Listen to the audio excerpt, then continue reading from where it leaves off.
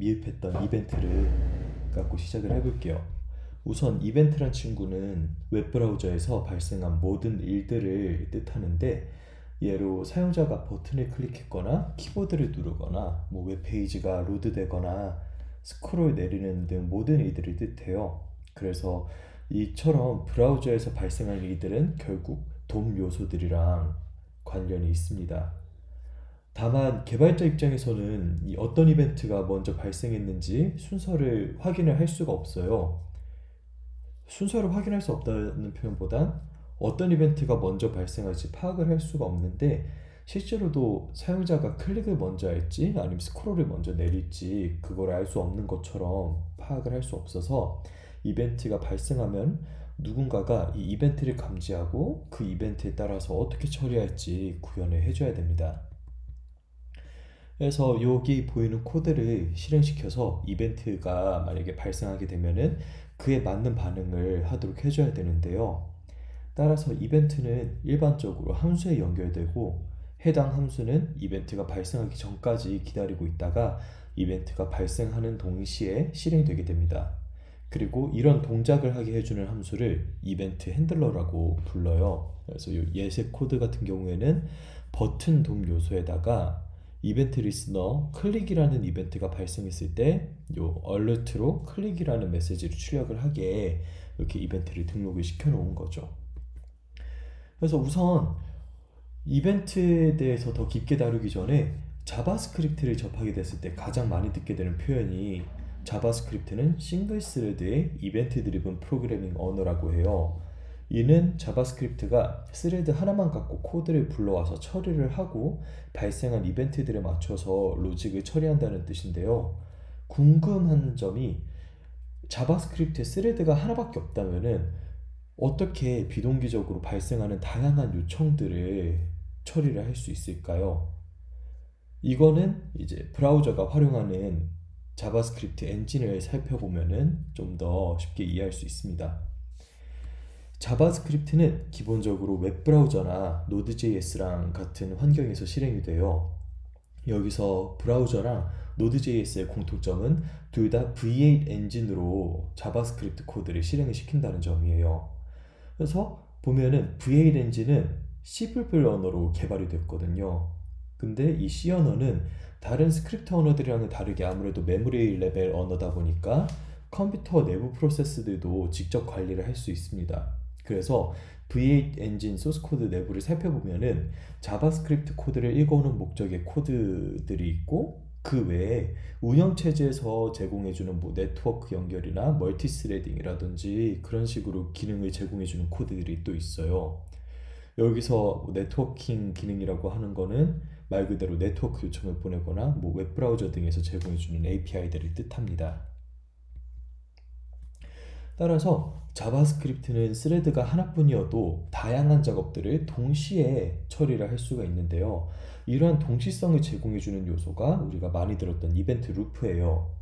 그래서 V8 엔진이나 다른 자바스크립트 엔진들을 좀 깊게 살펴보면은 크게 두 개의 영역으로 나뉘게 됩니다. 우선 이렇게 자바스크립트 엔진에 있는 콜스택과 힙이 있는 요 부분이 있고, 그리고 이벤트 루프가 있는 태스크 큐, 이벤트 큐, 그리고 이벤트 루프 요 부분이 있어요. 이렇게 두 부분으로 나뉘게 되는데, 우선 콜스택은 예전에 살펴봤던 것처럼 함수가 호출되면 콜스택에 해당 함수의 실행 컨텍스트가 순차적으로 쌓이게 되고, 함수 실행이 완료되면 제거되게 됩니다. 그리고 자바스크립트는 단 하나의 콜스택만 그때 처리를 하기 때문에 해당 작업이 종료되기 전까지는 다른 콜스택 작업들을 수행을 할 수가 없어요. 그리고 힙 같은 경우는 그 콜스택에서 처리를 하면서 만들어지는, 동적으로 만들어지는 객체 인스턴스들이 할당되는 영역이고요. 따라서 자바스크립트는 뭔가 함수를 실행시켜서 작업을 처리하게 되면은 요 콜스택을 활용을 해서 지금 스레드가 어디에 있는 코드를 읽어오고 어떤 작업을 처리를 하고 있는지 이렇게 평가를 하고 순차적으로 실행을 해요. 그러다가 비동기적인 요소들, 네트워크 요청 같은 요소들은 자바스크립트 엔진에 구현된 요 기능, 웹 API라든지 그런 친구들이 담당해서 처리를 하게 됩니다. 그래서 보면은 요 이벤트 큐 쪽을 보게 되면은, 이벤트 큐는 또 다른 말로 태스크 큐라고도 불리는데, 비동기 처리를 위한 콜백 함수나 이벤트 함수, 그리고 타이머 함수나 그 타이머 함수에 등록됐던 콜백 함수들 있잖아요. 그런 친구들이 보관되는 영역이에요. 그래서 이벤트 루프에 의해서 여기에 이벤트 루프는 약간 while 룹처럼 계속 이게 비었는지 안 비었는지 계속 while로 테스트를 해요. 그러다가 콜 스택이 비게 되잖아요.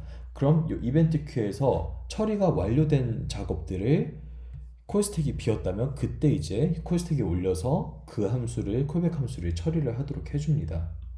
그래서 이벤트 루프는 지속적으로 실행이 되면서 실행 중인 작업이 있는지 확인을 하고 이벤트 큐 내부에 처리된 작업이 있는지 확인하고 콜스택이 비어있을 경우에 처리가 완료된 작업을 이 콜스택으로 등록시켜주는 작업을 하는 거죠.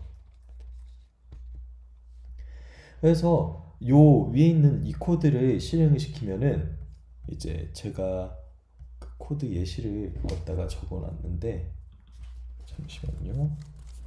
그거를 한번 보여드리도록 하겠습니다.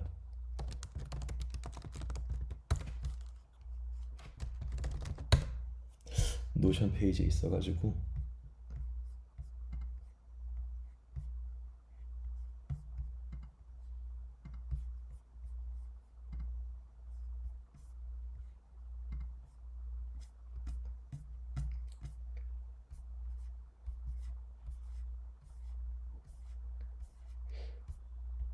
여기 있구나. 네, 그래서 여기 있는 코드를 실행시키게 되면은 보면은 우선 코드를 살펴보면은 이렇게 funk1이 있고 funk2 그리고 funk3를 다 이렇게 선언을 해줬어요. 그리고 funk1을 실행을 시키게 되면은 내부에서 콘솔 로그를 하고 funk2를 실행을 시키죠. 그리고 funk2가 실행이 되게 되면은 타이머가 실행이 되고 그리고 funk3가 됩니다. 그리고 funk3는 그대로 콘솔 로그를 찍어주는 친구예요. 근데 funk2에서는 타이머를 실행을 시키고 그 타이머의 기간이 0 마이크로세컨드예요. 그래서 요게 호출이 됨과 동시에 사실 작업이 완료가 되겠죠. 그런데 이거를 순서대로 어떻게 동작하는지 살펴보면은 우선 funk1이 콜스택에 올라가고 그리고 funk2가 실행이 되니까 올라가고 거기서 타이머를 실행을 시켰죠. 그럼 거기에 등록됐던 콜백이 웹 API로 연결이 됩니다. 그리고 funk3를 실행시킨 다음에 타이머는 끝났겠죠. 0초니까. 그래서 끝난 작업은 이벤트 큐, 테스트 큐에 이렇게 등록이 되게 되고 콜 스택에 있던 작업들이 처리가 완료가 되게 되면은 이벤트 루프가 보면서 그 테스트 큐에 완료된 작업이 있는지 보고 다시 콜 스택에 올려주는 식으로 처리가 되는 거예요.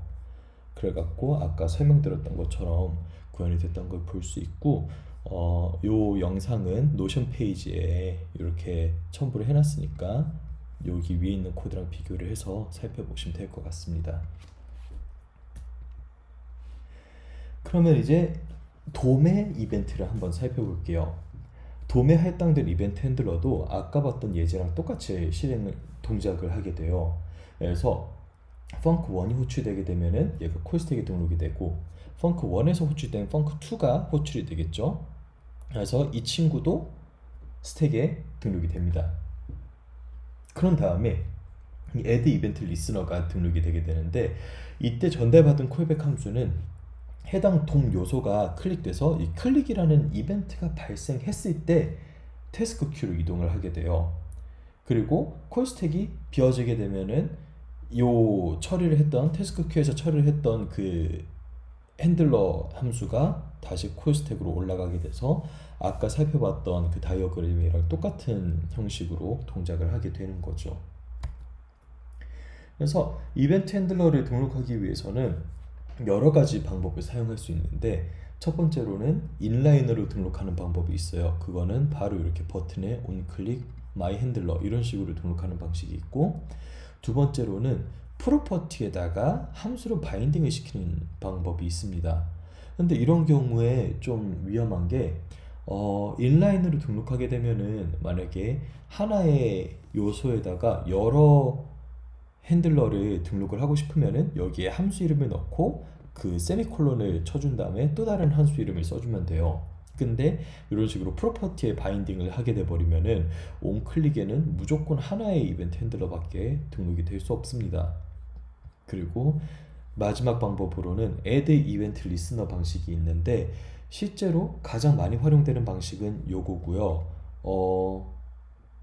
또 클라이언트 개발에서 중요하게 생각하는 요소가 HTML 그 마크업 단이랑 자바스크립트 동작 단은 최대한 관심사를 분리를 시켜주는 게 좋다고 많이들 해요. 그래서 여지껏은 HTML 내부에서 이렇게 직접 하거나 그 HTML 요소의 프로퍼티에다가 자바스크립트 코드를 직접 등록시키는 거는 좀 나쁜 방식이라고 많이 말을 했었고, 그렇기 때문에 그 동요소에서 제공해주는 이벤트 리스너라는 기능을 활용을 하려 했는데, 이제 Vue.js나 React.js가 좀 커지게 되면서 이 친구들은 HTML이랑 자바스크립트 코드를 거의 섞어서 쓰잖아요.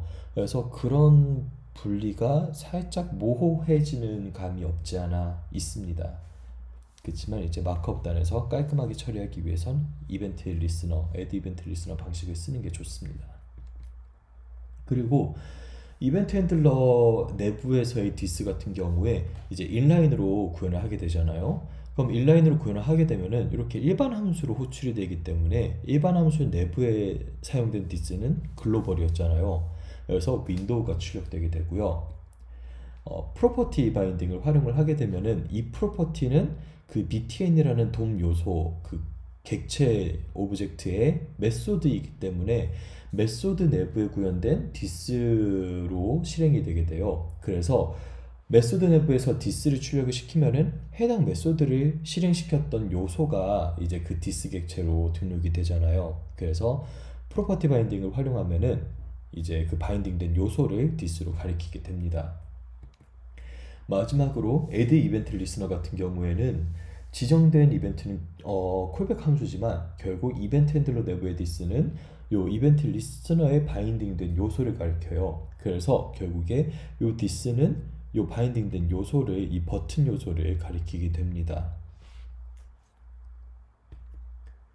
그리고 이벤트 같은 경우에는 이전에 살펴봤던 것처럼 우선 돔은 이렇게 트리 형태로 구성되어 있어서 최상단에 윈도우 객체부터 document, HTML, body 그리고 블라블라블라 이런 식으로 트리 형태로 계층적 구조를 갖게 돼요.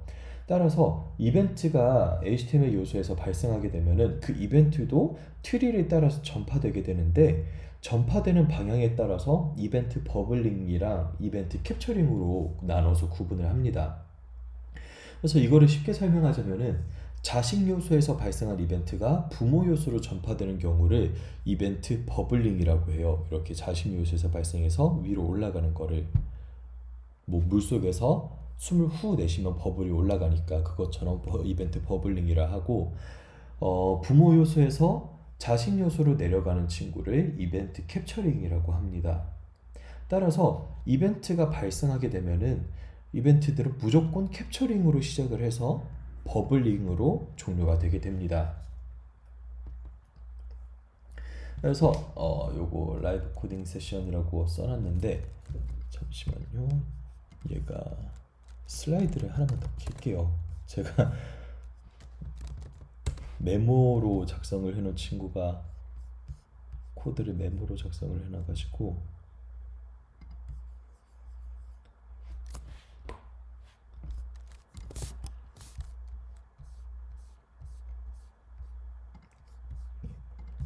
여기에 작성해 놓은 친구가 있는데,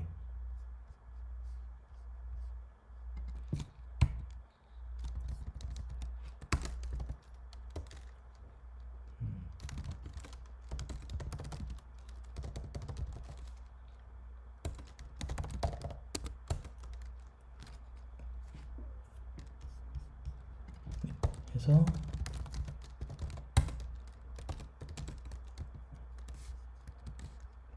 이렇게 해주고, 요 코드를 우선 살펴보면은 그 폰트를 조금만 키울게요. 폰트를 사이즈 24 정도 키우면 잘 보이나요? 네, 그래서 살펴보면은 바디가 있고 그 안에 div가 있고 그 안에 네스팅된 div가 있고 또 네스트된 div가 있고요. 자바스크립트 코드 같은 경우에는 이 각각의 요소 HTML이랑 바디 그리고 요 탑, 미드, 버텀한테 다 이렇게 이벤트를 등록을 시켜놨어요. 그래서 이벤트가 만약에 지금 캡처된 이벤트가 해당 요소에서 발생이 되면은 그 이벤트가 캡처됐다고 표현을 해주고, 만약에 그게 아니라 이제 캡처링이라면은 캡처링 단계에서 잡혔다, 버블링 단계에서 잡혔다, 그거를 출력을 시켜주는 기능을 만들었는데요. 그래서 얘를 이렇게 만들었고, 한번 아이고 잘못 눌렀다. 네, 이 상태에서 살펴볼게요. 우선 최외곽 요소 HTML 요소를 누르면은 이렇게 HTML이 타겟이라고 출력이 되는 걸 볼 수 있죠. 그러면은 가장 내부에 있던 바텀을 클릭을 해볼게요.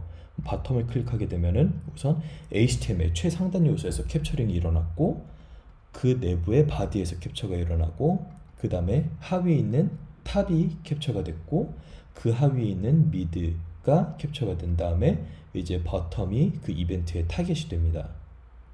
이런 식으로 동작을 하는 걸 볼 수 있고, 이 코드에서 캡처링을 false로 두면 이제 이벤트 버블링을 확인을 할 수가 있는데, 눌러보면은 HTML이 타겟이죠. 그러면은 버텀을 누르게 되면은 div 버텀이 타겟이고, 거기서 이제 미들이 버블링이 돼서 올라가고, 그 다음에 탑이 버블링 돼서 올라갔고, 그 다음에 바디가 버블링으로 됐고, 마지막으로 HTML이 버블링으로 됐어요. 그래서 캡처링 같은 경우에는 그 최상단 요소 HTML 요소에서 바디, 탑, 미들, 버텀으로 이렇게 하위 트리로 내려가는 걸 볼 수 있었고, 버블링 같은 경우에는 하위 요소에서 시작을 해서 그 상단으로 올라가는 거를 확인할 수 있습니다.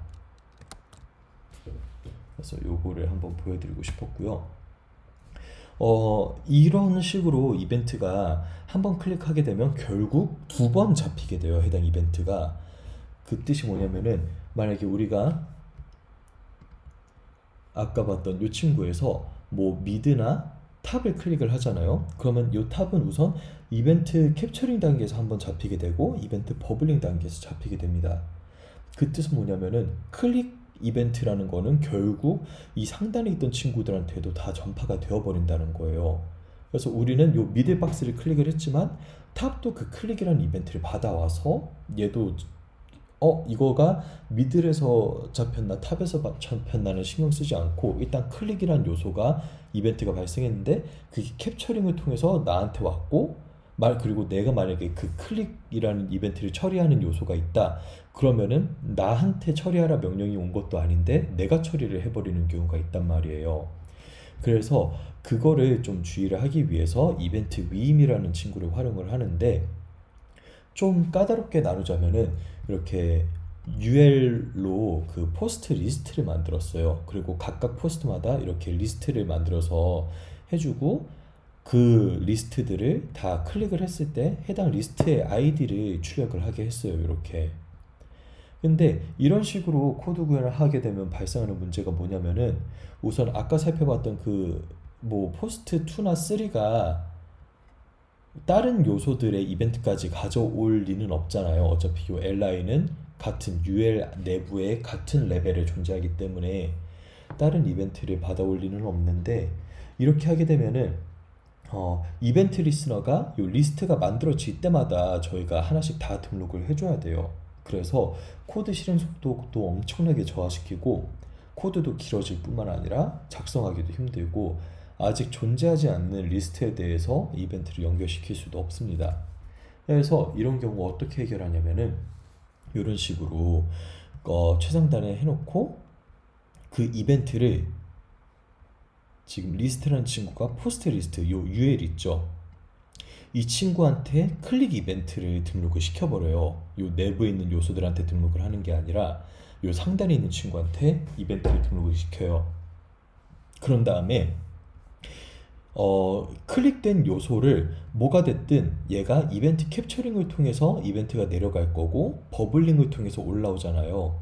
그래서 어떤 요소가 클릭됐는지 이점 타겟을 통해서 이벤트 발생시킨 요소를 파악을 할 수가 있단 말이에요. 그래서 만약에 클릭된 요소이고, 그리고 그 친구가 li라는 요소다. 그러면은 그 친구한테만 얘가 클릭이 됐다고 이렇게 이벤트를 실행을 하게끔 하는 식으로 그 상단에 있는 요소에게 이벤트를 위임을 시키는 방법이 있는 거죠.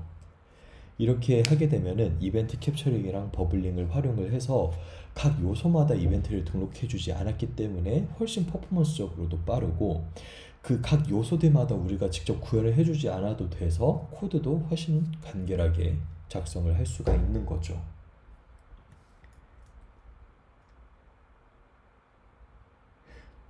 오, 이게 연동이 되는구나. 네, 그래서 이 지점에서 좀 언급할 가치가 있는 게, 이벤트는 자바스크립트만의 것이 아니긴 한데, 네, 우선 그 외의 것은 저번 주에 다뤘던 내용이랑 같기 때문에 그 비어있던 부분들을 이렇게 설명하는 걸로 마치도록 할게요. 그래서 혹시 오늘 다룬 내용 중에서 이해가 안 되거나 좀 어려웠던 내용 있으신 분 계실까요? 네, 네네.